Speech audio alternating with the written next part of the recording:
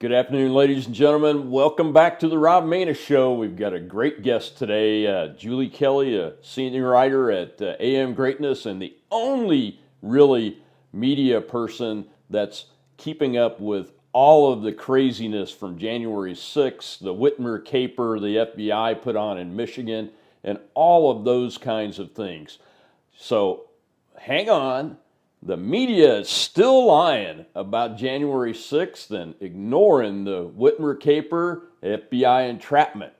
Did you know that 0 police officers died on January 6th, or even as a result of being injured on that date? Did you know that as many as 5 protesters died that day, and the only one to die from gunfire was a female Air Force veteran who was trying to get people not to be violent and threatened no one?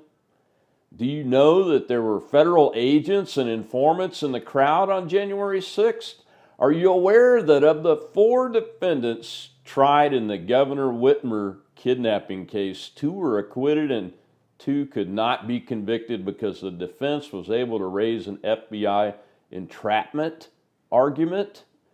You probably aren't aware of the truth surrounding these events because the corporate media you watch is either not covering them or is lying about the facts when they do cover it. A consistent example about January 6th is that an insurrection happened instead of a riot that might really have been planned and initiated by the actions of law enforcement and their undercover agents or informants. Not one person has been charged with insurrection. Not one. While corporate media continues its propaganda narrative to support the establishment powers in D.C., other independent investigative reporters are not. Some have done so much research on January 6th, they've even published books on the facts. Senior writer at American Greatness and author of January 6th, How Democrats Used the Capitol Protest to Launch a War on Terror Against the Political Right, Julie Kelly is my guest this week. Julie, welcome to the Rob Maness Show. How are you? I'm great, Rob. Thank you. Been looking forward to talking with you. Well, I know my audience will be excited to hear from you because many of them are your followers, and as am I. I'll just admit it up front in all transparency. I'm a fan of Ms. Kelly, and but more importantly, I really appreciate your work and what you're doing for America. Congrats on your book. It's a great achievement. Not a lot of folks can do that. I've never done it, and would love to someday. So it's one of my goals. Great. But and I'm assuming it's on Amazon and everything. Mm-hmm. Yes, it's available on Amazon. It's also available at my publisher's website. That is Post Hill, Bombardier Books, and also I think Barnes and Noble too. So okay, probably not the bookstore, but yeah. Well, let's dive right into this. Starting with the January 6th fiasco. I've been following you for a long time. I've written about the politicization of the intelligence agencies. Long before this, as we were finding out about what was happening with Donald Trump and his candidacy and then his presidency, but these events were what looked like protests gone awry to the public. But you've done a lot of detailed work on this, and what have you found from? And I mentioned it in my intro. What have you found from the participation perspective of law enforcement and undercover agents and informants, paid informants, in initiating this and planning it? Well, Rob, let's sort of separate out the categories. So the law on the ground that day that we know of were U.S. Capitol Police and D.C. Metro Police. They are responsible for protecting the Capitol and the surrounding property, the grounds. What happened, Rob, that day is that U.S. Capitol Police, for the first time in its history, as one officer testified during a trial a few weeks ago, for the first time in their history, they used non-lethal munitions against the crowd of protesters outside the building. Now, what this did, Rob, it wasn't to fend off this bloodthirsty armed mob of Trump supporters who wanted to hang Nancy Pelosi and Mike Pence. No, what they did was started attacking the crowd about 1:15, 1:20 that day, shortly after the joint session convened to debate the certification of the Electoral College. They were throwing flashbangs into the crowd, which is like, some people call it like a stun grenade. When it hits the ground, I'm sure you're familiar with this, your expertise in intelligence, and it emits this loud bang and loud, bright flash of light. You had Capitol Police using these sort of air rifles that deployed pepper balls into the crowd. So people were getting hit with these balls that then emitted some sort of chemical fumes, chemical spray. DC Metro Police were using sting balls that when it hit the ground, released rubber bullets. That's why you saw some people bleeding, because they had been hit in the face with these rubber bullets. Now, keep in mind, Rob, these are people who are not doing anything wrong. They are lawfully assembled outside the building, which they later found out had been restricted. So many people have been charged with trespassing on grounds. But that is what prompted a lot of the physical confrontations that you see in these little clips between police and protesters. The media and the Democrats want to portray the police as victims, but really what they were the first really set of instigators that prompted some of the violent clashes that we saw that day. And I do explain a lot of that in my book as well. So let's talk timeline here. It was the Capitol Police and DC Metro Police that initiated using force against the protesters, not the protesters trying to break into the building and push the Capitol Police around or beat them up and those kind of things. Well, what happened shortly before this occurred, when police started throwing munitions, we still have a lot of questions about this. The first so-called breach of the exterior, so they had the whole grounds they said were restricted. So some people may have seen this video. You see a man named Ryan Samsel right before 1 o'clock approach 4 or 5 Capitol Police. They've got these bike racks set up. The person who whispers in Ryan Samsel's ear is Ray Epps, who I'm sure we could talk about a little bit too. Yeah. After Ray Epps whispers in Samsel's ear, he knocks over the front of these metal racks, and then a bunch of people go up the stairs and towards the west side of the Capitol. That was really technically the first, and that is when there were some confrontations. Now, those were the Proud Boys. We know that there were informants in that group. We don't know how many. But this happened right as Trump was still speaking.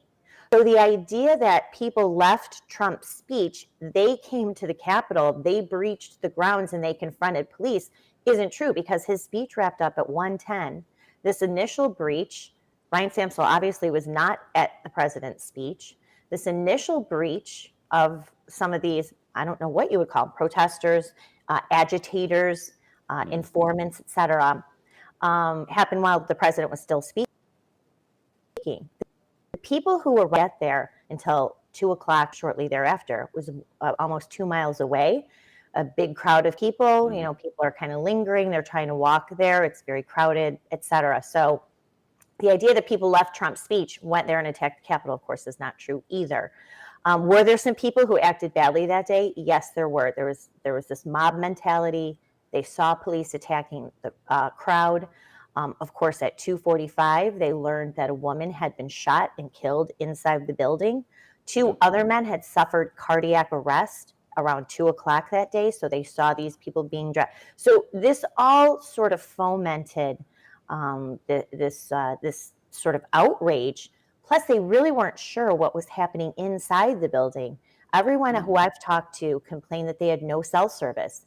They did not know that the joint session had been adjourned. They certainly did not know, most of them, that the building was off limits because, of course, as you know, Rob, and now we have plenty of video to show it, and testimony under oath, the Capitol police officers let hundreds of people inside the building. So Yeah. these are just a few of the conflicting narratives related to what happened that day.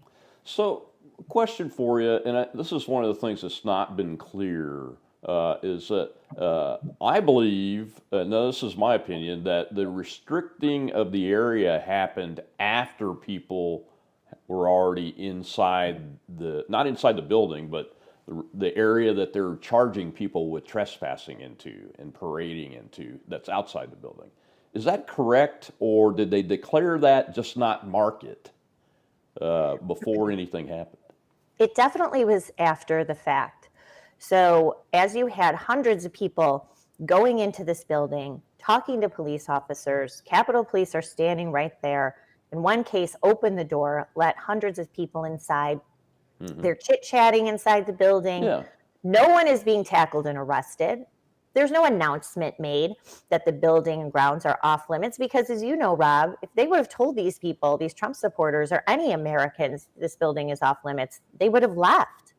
But that was Yeah. not the case. So afterwards, the government declared that the Capitol grounds had been restricted because, well, this is Kamala Harris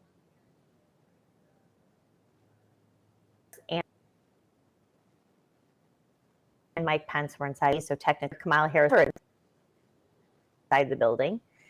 So Mike Pence is a little bit shaky too. But you're right. It was definitely thousands of charges related to restricted access or restricted grounds. The idea that it was off limits that day. Yeah, and you mentioned the whereabouts of Harris and Pence, and why that's important, folks, is that Americans are being charged with being in that area, and that area was established because so-called the location of protected people by the Secret Service was there in some place, and they do that in order to clear the area and those kinds of things. But as you mentioned, I think Kamala Harris was in a holding position over at the DNC headquarters, which is also another interesting fact, because her security team, supposedly, did they find the DNC pipe bomb, or they missed it when they cleared the area and somebody else found it? Well, presumably they must have missed this device, right, Rob? Because we have been told by the FBI that these devices were outside of both the DNC headquarters and our headquarters. Now, these headquarters are a few blocks away on the east side of the Capitol. They're close to each other. So we have seen this grainy video, right, of the guy with, we never see him actually planting any bombs. He's just carrying some bag. So planted the bomb. So Kamala Harris left the Capitol around 11:30 on January 6th and went to DNC headquarters. Of course, the Secret Service would have conducted some kind of security sweep. So did they miss this? How could they have? It was right there. The photograph that we've seen that is allegedly there, right there by some bench. How did they miss it? But Rob, the story of the pipe bombs themselves is super sketchy. As you know, now we're here almost 16 months later. No one has been identified, arrested, or charged with planting the pipe bombs. There's a lot of odd coincidences about the woman who allegedly found the pipe bombs. She works for an agency that is tied to the FBI. So that in itself is a very sketchy story. And of course, the media, like everything, has completely lost interest in who would have set those pipe bombs and how they got overlooked by the Secret Service, if that was the case. Yeah, and folks, just so you understand how incredible this is, 16 months later, it is impossible to build an explosive device without leaving DNA traces, touch DNA traces, without leaving a trail of where you got the components of that device and how they were purchased. So there ought to have been some, at least, arrests made at this point. And I think one of the videos even shows the suspected individual, holding a cell phone. So, yeah, it is just absolutely incredible that no one has been arrested or even brought under suspicion and named a person of interest in these Nope. two pipe bombs. And as a former bomb disposal technician myself, it's appalling that there's somebody out there walking around, whether it's a person working for the government that was playing a role in the government, or what's even worse, a potential terrorist that uses improvised explosive devices to attack American citizens. Well, Rob, if I can just point out, and you are right, and this is why I think that the pipe bomb is another hoax, is this all happened in a crucial 15-minute period right before the joint session convened. So at around the same time that law enforcement was alerted about this pipe bomb was the same time that this breach I just talked about. So this is what you set up the panic that day.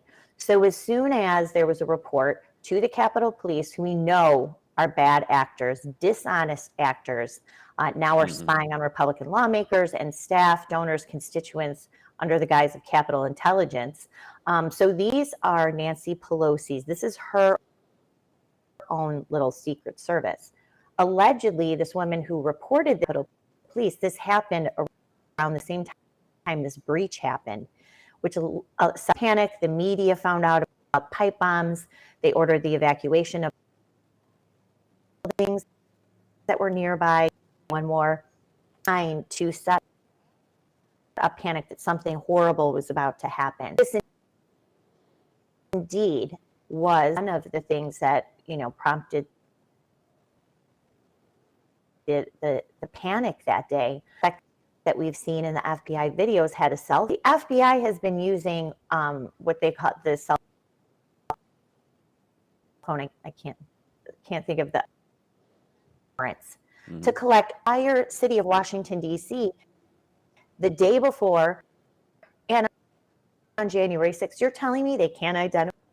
They have the person. They have a time on the 5th. They can identify who this person is. I mean, come on. We don't even know if the guy in the video is actually allegedly the pipe bomber. So we know that this FBI cannot be trusted. We know that for a fact. We know that they, too, the Capitol Police, act as a law enforcement arm of the Democratic Party. So we need to keep pushing for answers about the pipe bomb, because if it indeed is exposed as another hoax, then that shreds a whole major aspect of what we were supposed to believe about January 6th. Yeah, and the media is completely ignoring this. I mean, it's just it blows my mind. As somebody who served this country in the military for over 30 years, I just cannot imagine. It's hard for me to understand that this is happening, but it really is happening. And the January 6th committee that was set up by Pelosi and doesn't have any real Republican leaders that are on the other side on it. It's not looking at anything like I would be looking at the communications between Pelosi and McConnell's office and the U.S. Capitol Police to see where the failures were and why they weren't more prepared, because it was out there that there was a potential for a disturbance at a minimum, and it was as if they ignored it. And chose to do other things. Now we know, I think that both the sergeants at arms in the House and the Senate mentioned, I believe, in their some testimony somewhere that they had brought it up to use the National Guard, and it was just like bad optics is what the answer came back from. But there's no documentation that shows what happened in that decision-making process, and they're not even looking at it. Nobody is looking at the real issues as to how we got to where we were on that day, but also how we are where we are today, where we have, I believe, still over 70 political prisoners in prison, most of them in solitary confinement, being treated very badly in at least the D.C. Gulag, the D.C. Metro Jail, and they're political prisoners. You know, and we have judges that are both Republican and Democrat appointees that are not allowing them to be out and wait for their trials, and the trials are being pushed back and those kind of things. And all this time, nobody's tried to figure out where the failures were, so it can't happen again inside the Capitol system, the protection system, because we do want our lawmakers, whether we like them or not, to be able to operate safely and securely, but that's not the case. So, Rob, one thing on what you were talking about, the sergeant at arms. So, the Donald Trump is not responsible for protecting the U.S. Capitol building or the surrounding grounds. That is the job of the U.S. Capitol Police. Stephen Sund, who at the time was the chief of police of the Capitol Police Force, requested numerous times, January 4th and January 5th, went to the U.S. Capitol Police Board, which is the governing body. That includes the sergeant at arms for the House, who worked for Nancy Pelosi, and also the sergeant at arms for the Senate, who worked for Mitch McConnell. That board denied Steve Sund's request for extra to authorize guardsmen to be on the ground that day. Unfolded that afternoon. All desperately, both Paul Irving and Michael Stenner, who is the sergeant for the Senate, Mitch McConnell, begging them for extra him. McConnell, sergeant at arms, said, "Oh, you know, hold on, maybe we'll get Mitch McConnell. We'll see if we can authorization from the Defense Department," which they had never told him before. This was all in delay and drag out additional help. Guardsman who was at the Armory at 6 a.m. on January 6th with at least 1,000 other guardsmen. And he said, we sat there all day until we were finally deployed around 5 o'clock. Well, of course, most of everything had already was over by then. So when they arrived at the Capitol around 5:40, everything was over. So the question is, Rob, again, all the unanswered questions. Why did the Capitol Police Board specifically deny requests by the police chief for more help? Why did Muriel Bowser also deny offers of guardsmen that day? She only authorized about 317 that day to help with traffic. I talked to people who were both at the Stop the Steal rallies, the Million MAGA March in November, Stop the Steal rally in December in DC. They said the place was crawling with law enforcement everywhere. What they found so odd, there was no law enforcement presence anywhere. The people who were walking the ellipse down Constitution Avenue to the Capitol, they said, we didn't see police officers anywhere. Now, what does that tell you? It tells you that they were in cahoots to specifically keep these areas unprotected. They did not want thousands of National Guardsmen there to tell DC Metro Police, hey, why are you throwing sting balls and rubber bullets at these people? They're just standing outside. They had their marching orders, believed that Mitch McConnell, and I have an article about this, was in on it. No one wanted the events of January 6th, the proceedings in Congress that day, shut down more than Mitch McConnell. The dirty little secret about January 6th is it wasn't Trump supporters and Republicans, not including Mitch McConnell, who wanted those proceedings shut down. It was people like Mitch McConnell, Nancy Pelosi, all of the Democrats, because what was going to happen that day, as you know, were Republican demands, about 14 Republican senators working with their House colleagues to demand an election audit commission to delay the certification 10 days. What would have happened that day? All of America was watching. They were going to have hours of election fraud in states. Well, Mitch McConnell, he wanted this all shut down. So did Nancy Pelosi. So, of course, the insurrection gifted them. And senators came back and they bailed on this plan to auction audit. So that's the dirty little secret. When you start putting the, can't help but think, but believe that this was of a magnitude you've never seen in American political history. An anti-Trump establishment, Mitch McConnell, exactly what they wanted. Yeah, and it's really become a domestic war on terrorism that is focused on political opposition of those that are in power, which right now happens to be the Democrats. But it's not just the Democrat Party, people. It's the establishment. I call it the Uni Party, the power brokers in the capital of the United States of America, and in all the state capitals. There are many establishments in the state capitals. They are the power brokers, and they work together, in my opinion. And how do you think we can get to the truth on this matter? Because I agree with you. I believe that there are too many open questions. I believe that Mitch McConnell was involved, and we have enough documentation to show that by the lack of defense of the Capitol complex that was there. I mean, really, when you look at it, it wasn't that many people on and the violence was only on the west side of the Capitol, from what I can understand, and that's where the munitions were being used by the officers, and where people were really getting angry.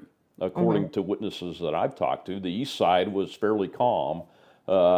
So where do we go from here to find out what the facts are? Because if the facts are similar to what you've uncovered and we've seen in the Whitmer case, and the trials have now uncovered in those accused, where 2 were acquitted and 2 had a hung jury because of this entrapment defense that was able to be presented.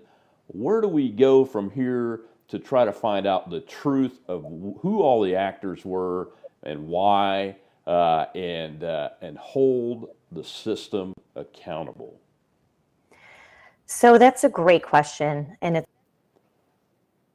one that I get all of the time. Is going to be very interesting is to see what is produced January 6th committee cover. Going to be a very telling sign. So the committee start holding a series of 8 public starting next month. Be involved in those hearings. What will they cover? What are they going to discuss? They also are going to produce some sort of report in September, and this will be the setup for legislation to make sure there's never an insurrection again, which of course will continue to criminalize political speech and political activity. That's what it will do. But what they won't cover will be telling. Did the committee interview FBI Director Christopher Wray and talk to him and get information about how many undercover agents and informants were involved before and on January 6th? We can't get answers about that, even though we know that there were undercover agents and informants in the crowd, and informants who infiltrated groups like the Proud Boys months before January 6th. So will the committee address that? The answer, I'm sure, will be no. The pipe bombs we will talk about. Will they explore or even address how those devices allegedly got there? They talk about or release 14,000 hours of surveillance video that was captured by Capitol Police security cameras between noon and 8 o'clock on January 6th. You know, this is a huge trove of video that would show the American people exactly what happened inside and outside the Capitol building that day. If this event is comparable to 9/11, the Oklahoma City bombing, it is a domestic terror attack that the likes of which we haven't seen in 20 years, then why won't they release that video? All of it is under protective orders if it's being used in these criminal cases. The government, DOJ, Biden's DOJ declared it highly sensitive government material. Are they going to talk about and say, okay, we're going to release a big chunk of this surveillance video so everyone can see it? The answer will be no. Will they release internal reports, internal investigations at Capitol Police and DC Metro for excessive force and misconduct investigations? The answer will be no. Will they release communications, to your point? Nancy Pelosi, Mitch McConnell, Muriel Bowser, the Capitol Police, the DC Department of Homeland Security, who also was involved, the FBI, the military. I mean, we have a lot of these who were involved in this. Are they going to release those communications? No. Why? Because they're focused on texts between Mark Meadows and Ginny Thomas. So no. So what they don't cover, Rob, will be really telling. Now, to your point, how do we get that information? Our only hope is Republicans take the House, which it's almost guaranteed that they will. They will take this committee, reformulate it, pivot it 180 degrees, and focus it on the people who are responsible for what happened that day and responsible for covering up what happened. And so I think that's the only way the American people will get the truth. Will we get criminal investigations? Will we get criminal charges? No, because the DOJ will still be in the hands of the Biden regime. But will there be some public accountability and outrage? Yes, I believe that that can happen, and I believe that it definitely should happen. Yeah, I agree with you. And the outrage is really that we those senators and House members that were going to object, and it takes a House member objection has to be backed up by at least one senator in writing, folks, to the electoral count vote. Then we missed that, and that's what I'm angry about. And I'm angry that this happened. But not because it's some cathedral of democracy and all that craziness. Look, it's a building, okay? I respect and admire folks that have to work there most of the time, but it's still a building. It's a government building. But the big tragedy, as you mentioned, is that those senators and those House members did not get to present the hours and hours of evidence and demand an audit commission. So we've got to. That's why we've got to find out the answers to it.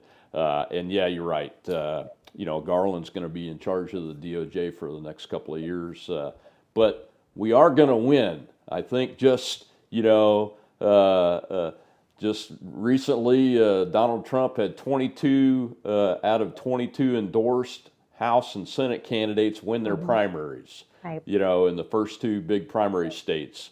So including J.D. Vance going to the Senate, and one that didn't catch me off guard, but it was a tough race. J.R. Majewski, who was actually at the Stop the Steal rally I saw, and that's the man. He's going to be there because his district's now a +3 Trump district, and the Democrats going to lose unless something happens, and we've got to make sure that the McConnells of the world don't interfere with these candidates getting in, because it's those candidates that will be able to demand that anybody that's going to be in a leadership position has to turn this committee around and focus it on what the real issues were: is who did this, why did they do it, and get the truth out to the American people.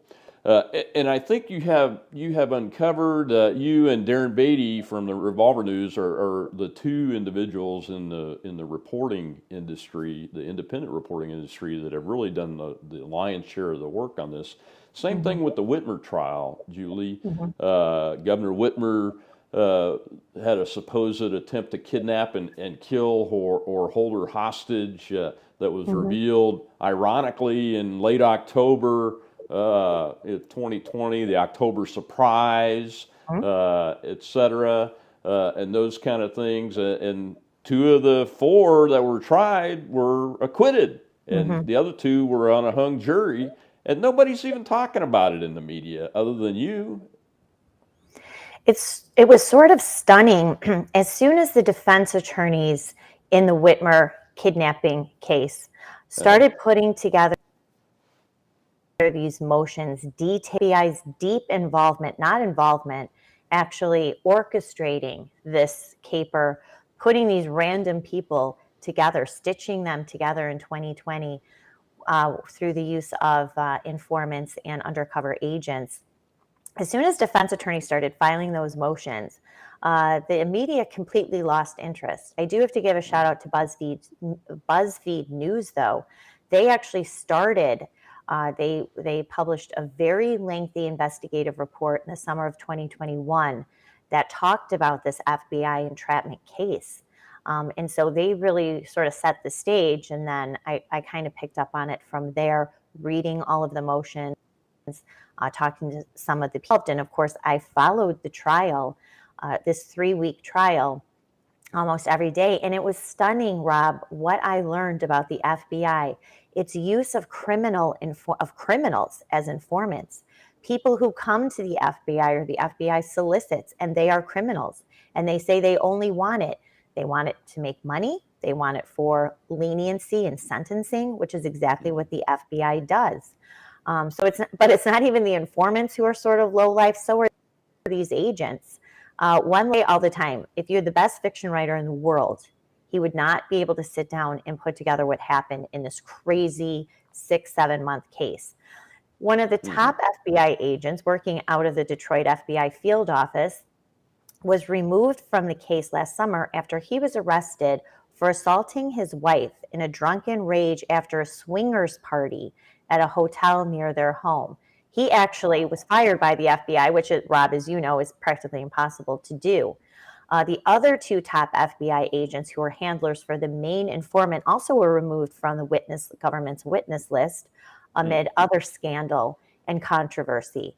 So this is an agency from top to bottom that is in full rot. It is corrupt. Its agents are corrupt. Its informants certainly are corrupt. These informants are paid cash, which I did not know. There really is a very loose, vague way to record how these informants are paid. They can be paid to induce certain behaviors in their targets, which is exactly what happened. In the Whitmer case, the main informant, Dan Chappell, was compensated at least $60,000 for 6 months' work. Wow. He was a contractor for U.S. Postal Service. So here he made what he, in 6 months, what he probably makes in a year, was given a new laptop computer, was given tires for his car, a smartwatch. I mean, this is all bribery, right? And this is the man who stitched this group together, induced them into saying things, got them stoned, recorded their conversations, got them all jacked up about lockdowns and the Floyd riots. This was all happening in 2020. And then to your point, the arrests are announced on October 8th, 2020, as millions of people across the country are voting for president. And Gretchen Whitmer and Joe Biden made this an issue about Donald Trump, that he is the one who is inciting violence against his political opponents, using white supremacist militia groups. And one of these groups, of course, is also tied to January 6th. So there's a lot of tie-in between what happened in Michigan and what happened on January 6th. So, but yes, this case was stunning. The jury came back and acquitted 2 men, hung jury on the other 2 men, which included the one who they said was the ringleader. DOJ is threatening to refile charges, but here we are almost a month later after the verdicts, and the government still has not refiled any charges against the remaining 2 defendants. So we will see if they do. That's very unusual, yes, isn't corporate it? media has no interest in covering it whatsoever, completely blew past everything that was revealed in that trial. But that's very unusual for DOJ to wait a month or more to refile. When no one holds them accountable, I mean, you can't believe what this DOJ is getting away with in court. So, I mean, if the judge doesn't say, hey, and these men are incarcerated. They've been in jail since October of 2020. Yeah. So now they're languishing in jail a whole other month waiting for Biden's DOJ to file new charges. I mean, why aren't these men released? They have not been found guilty of anything. In fact, a jury came back and couldn't even conclude that they were guilty. So why are they still in jail? Why is Biden's DOJ dragging its feet? The answer is because these federal judges allow it to happen. So I expect now that we're almost at the 30-day mark. So the verdict was April 8th. So, of course, by May 8th, I think that they have to file something by then. So I'll keep an eye on that and certainly let you know. Yeah, and that's one of the things I wanted to talk to you about is the judges, especially on the January 6th side. At least in the Michigan case, we had a jury that could think and look at evidence. But I mean, we just saw I think he was a retired New York cop, Marine, or a military veteran that was convicted, and one of the jurors, when asked about it, said, "Well, he didn't present any evidence that there was anybody being hurt. That as part of his defense was self-defense, and that he was upset about other people being hurt in the crowd." But then the very next thing you hear is that the judge kept that out of the case in the presentation by the defenses. He wasn't allowed to. That's right. So, I mean, on top of these men and women are being kept in jail before their trials, and most of them are like parading or trespassing charges, and those kind of things. Now, this guy had a flagpole that he used against a police officer, but it certainly sounded plausible, and the video doesn't really contradict him per se, but they weren't allowed to present the evidence that they wanted to present that corroborated That's his right. side of the story. Why are these judges doing this? And I think this was a Trump judge, a Trump appointed judge in that In this particular case. particular case, it was an Obama judge, Amit Mehta. Okay. And this Okay. was the case of Thomas Webster, the former Mm-hmm. Marine, worked on Gracie Mansion, patriotic American, said the local protest he ever attended. What to allow the jury to see or hear about video clip before who had assaulting people in the crowd and pushed a woman at least twice to the ground outside of the building. Yeah. They're not trying. So what happened in the video is you see Webster in a rage crowd, and he screams at this officer, "Why are you attacking Americans? Take your mask." These officers are head to toe in identify, see what they look like, masks on. They have helmets on. They had gloves on. They were ready for a fight. So this is why you see Thomas Media and the jury only see Thomas Webster at this police. Judge made what happened beforehand, refused any depth in the woman who had been shoved to the ground. So these judges in a jury trial, judges, of course, control all the evidence. DOJ is batting 1,000 in jury trials in Washington, D.C. Face 6 attacking police officers. This jury verdict on all 6 counts. In the Whitmer case, the Whitmer trial, the jury deliberated for 4.5 full days. I mean, we're talking days. And here you have these in a matter of a few hours coming back for D.C. jury, a city that voted almost takes the events of January 6th, both personally and they feel that this was an attack on how dare these deplorables come into their own nation's capital and protest.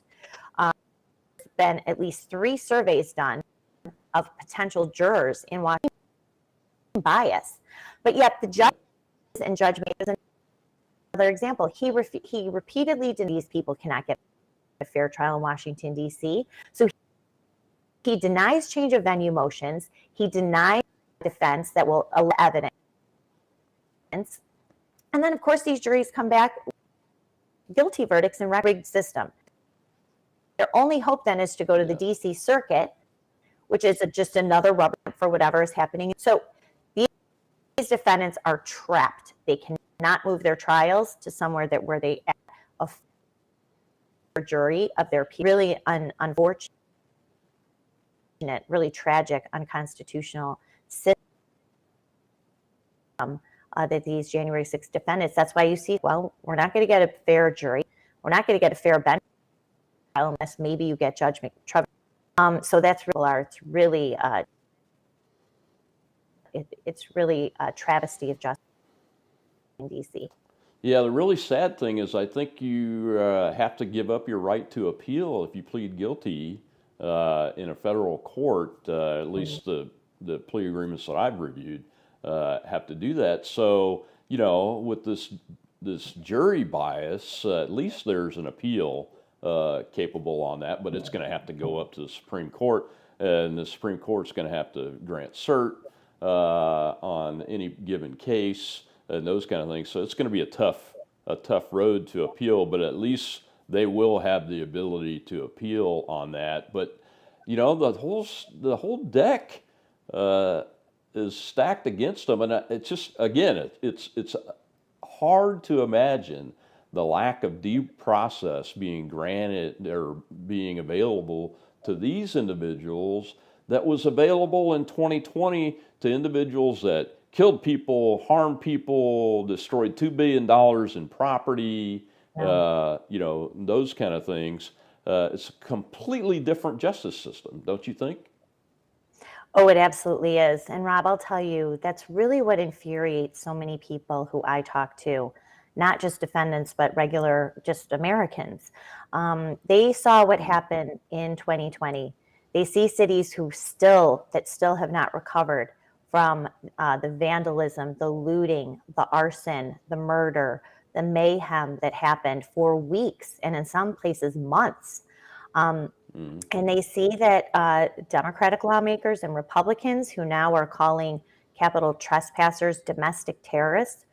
You have Nancy Pelosi and all of the Democrats who took a knee in the Capitol building in June of 2020, 7 months later, giving awards to Capitol Police, Congressional Medals of Honor, giving them $2 billion. All of a sudden they oddly found a police force that they didn't want to defund or, disassemble. So, but at the same time, the DOJ they've arrested another man this week. I think they're trying to get to 1,000 arrests. They're at about 800 cases right now. At the same time, they are dropping cases related to 2020. Now, their argument is, well, a lot of this didn't happen on federal property, didn't happen against federal officers. Well, if the FBI is talking about domestic terrorists, domestic terror events, most Americans would agree what happened in the summer of 2020 was a coordinated domestic terror attack by BLM and Antifa, fueled by the Democratic Party, other interests, moneyed interests. But they are dismissing these cases. You had the FBI head of counterterrorism, Jill Sanborn, testify to Congress this past January. And she admitted that they only have about 250 cases, criminal cases related to 2020 riots. Now we have almost more than 3 times that for a 4-hour disturbance where the only people killed were Trump supporters related to January 6th. That really outrages most Americans who I talk to. And you see some lawmakers like Marjorie Taylor Greene, she repeatedly brings this up. Where are the investigations? Where are the criminal charges for 2020? Who were the people behind that? We know that there were large organizations who orchestrated and executed that. That really terrorized Americans. What happened on January 6th only terrorized the 4 people who died and lawmakers like AOC who thought she was going to be raped and killed. So that is such a huge disparity. We cannot allow that double standard of justice to continue in this country. Because that just is a country that's breaking apart, as you know, and I think a lot of people agree that that's the case. These institutions are so corrupt, are so political, so partisan, that they are not doing their job to protect the American people and round up the real dangerous suspects while they're, putting people like the furry shaman, Jacob Chansley, in solitary confinement for 317 days. So that really outrages people. And then sentencing him to, 47 months in prison on top of that? 41. Yep. Oh, my gosh. 41. And there is ample video evidence of him being in the building, but he's talking to police officers in a polite manner, asking what they can do. The police officers aren't attacking them. I mean, it's unbelievable that he received any prison sentence at all, quite frankly. But it's a show trial. Like the Stalin show trials and the Soviet show trials of the old Soviet Union and the show trials of communist Chinese in communist China, and it's despicable what's happening to these Americans. And let me just be clear, folks. Terrorism is defined as the pursuit of political goals by violent means. Okay. There were no political goals of the people on January 6th other than to air their grievances about what they perceived as a bad election and an installation of somebody that wasn't legitimate. That's right. That is not the same as the political goals of Black Lives Matter to tear the system down and destroy it and then rebuild something that doesn't comport to American values in its place. That's terrorism. And we're seeing it again today with the leaking of the Supreme Court opinion on Roe versus Wade. Violence has already begun on federal property, right out in front of the Supreme Court, in federal property at a courthouse in Los Angeles, Portland, Oregon. It's already started, and I guarantee you none of those people are being tagged as domestic terrorists. And those sort of protests are going to get much worse, as I'm sure you would predict. If this opinion is released next month, in advance of that, you are already seeing calls for coordinated protests across the country. This includes, by the way, the wife of the DC U.S. attorney who is prosecuting every single January 6th case.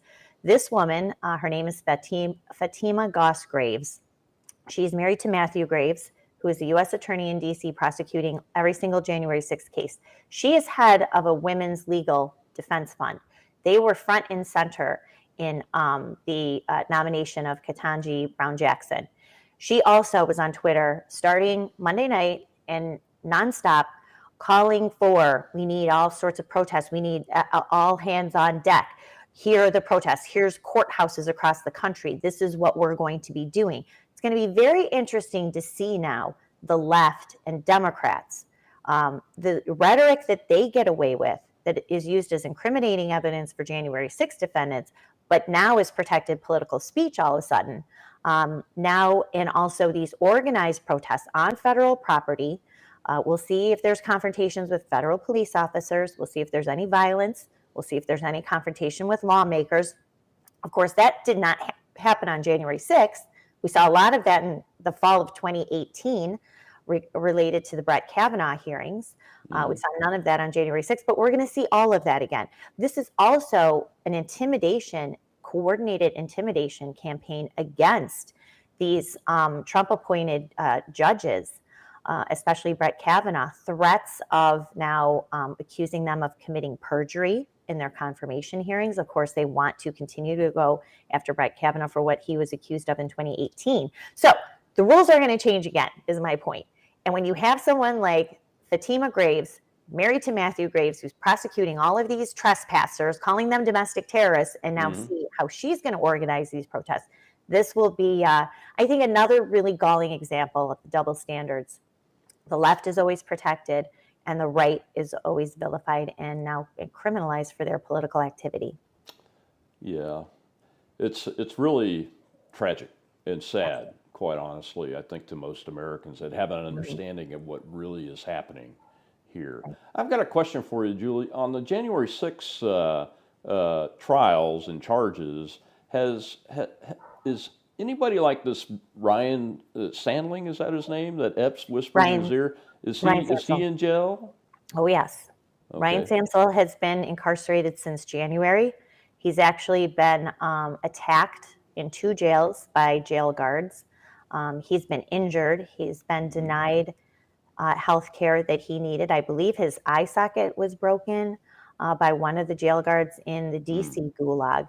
So and this is a case where DOJ waited almost 8 months to file a grand jury indictment against him, which is illegal to wait that long. His trial keeps getting delayed. And so we still don't know exactly what Ray Epps said to Ryan Samsel or Ray Epps' involvement or his connection to either federal agency like the FBI or the military or political actors who we know were there that day too. I mean, you can't look away from what we're learning about Russiagate and the John Durham investigation and all of his filings, so illuminating about how the FBI worked with political parties, of course, DNC, the Clinton campaign, and then also groups like Perkins Coie and Fusion GPS. This was a heavily orchestrated, organized effort to foment this idea, perpetuate this idea that the Trump campaign was in cahoots with the Russians and affected the outcome of 2016. To think that isn't on steroids and now was applied to January 6th. And someone like Ray Epps still not charged when you have people who did far less than what he did, who face charges. We still don't know.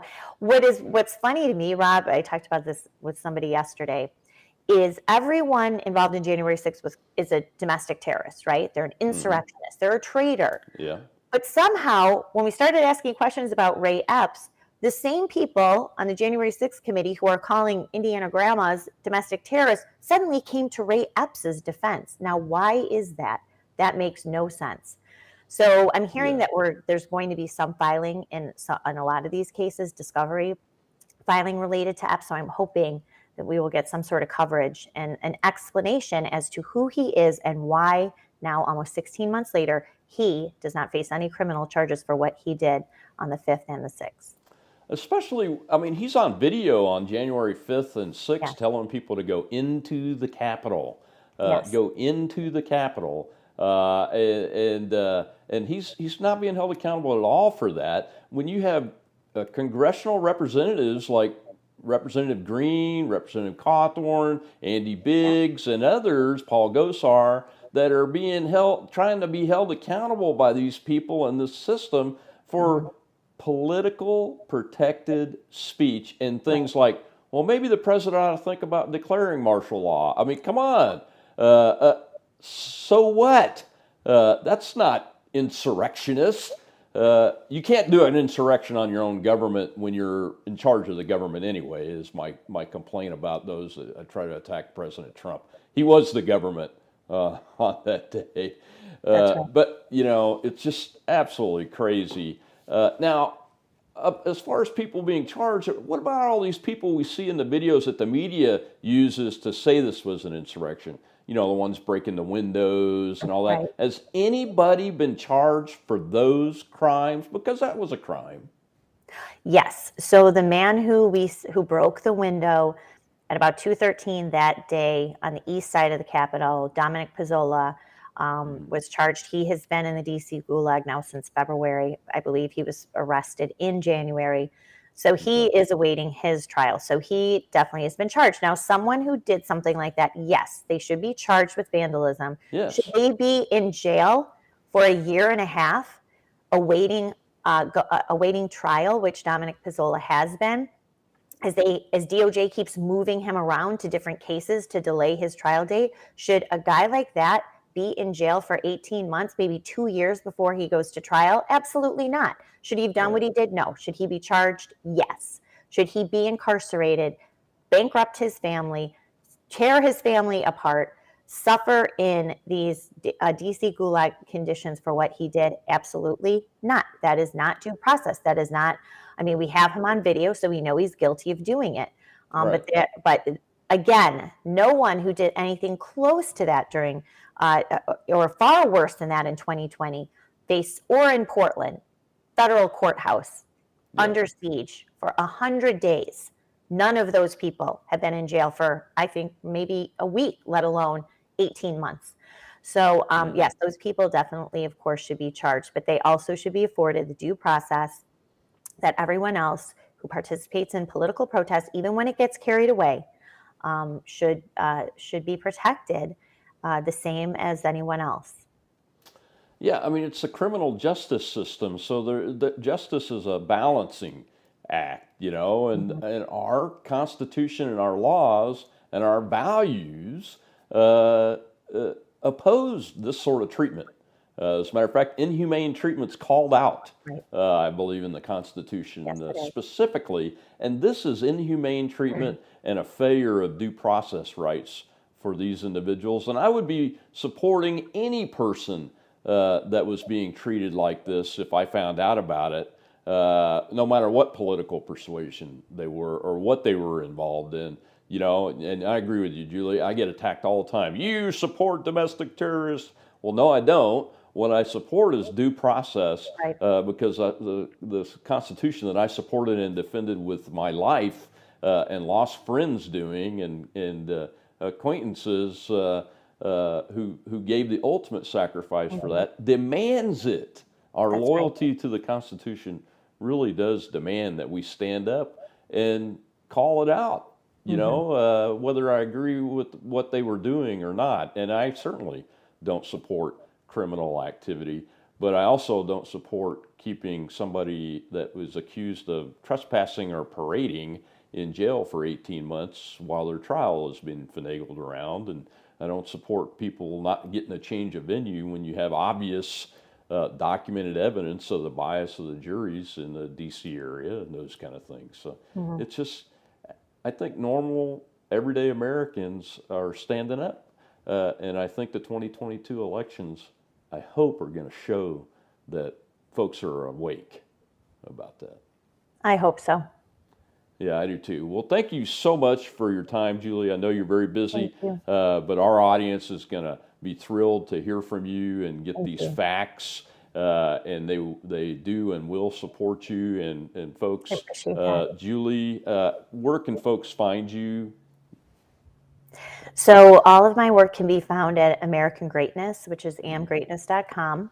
My book, as we talked about, could be found on Amazon and Barnes & Noble and other outlets. I'm on Twitter a lot, as you know, and sometimes live reporting some of these hearings and even posting some of these court motions. So that's Julie_Kelly 2. I'm at Truth Social on Julie_Kelly, and also Getter Julie_Kelly, Julie.Kelly. I don't know. I forget all my handles, but anyway, you'll be able to find me somewhere. So and go get the book. It's on Amazon and a bunch of other places at the publisher's website, et cetera, right? Yes, it is. So thank you for that. I appreciate it. If people want the backstory to what happened January 6th and details about what we've talked about today, it's definitely in that book. Well, thank you for pursuing the truth in this matter. I personally am pursuing the truth, and I'm not going to ever give up on getting to the truth so that the American people know what happened, and most importantly, so we can put guardrails in place to prevent this kind of activity from occurring again, so the process still works for the American people. Thank you again, Julie, and God bless you. And I'll see you out there around on Twitter and the War Room, etc. Thanks, Rob. Thank you so much for having me on. Really appreciate it. Thank you. Well, ladies and gentlemen, that was Julie Kelly, senior writer at American Greatness, an author of a great new book about January 6th. You got to go get it. You got to listen to folks that know what they're talking about. And Julie Kelly is one of the few that understands the January 6th issues, the Governor Whitmer FBI entrapment case issues. And you, the American people, please stand up and tell these new congressmen and women that we're about to put in office that they've got to keep this investigation going and turn it around to do things like focus it on the communications between Nancy Pelosi, Mitch McConnell, the sergeants at arms, and Muriel Bowser, the mayor of D.C., and find out why they weren't ready and why they let the American people down, and to find out why government agents, informants, and provocateurs and how much they were involved in this case, because the more we see, the more we reveal, the more we know that they were definitely involved. And I got a feeling there's a whole bunch of entrapment cases about to be presented as defenses and appeals to be made, even on guilty pleas.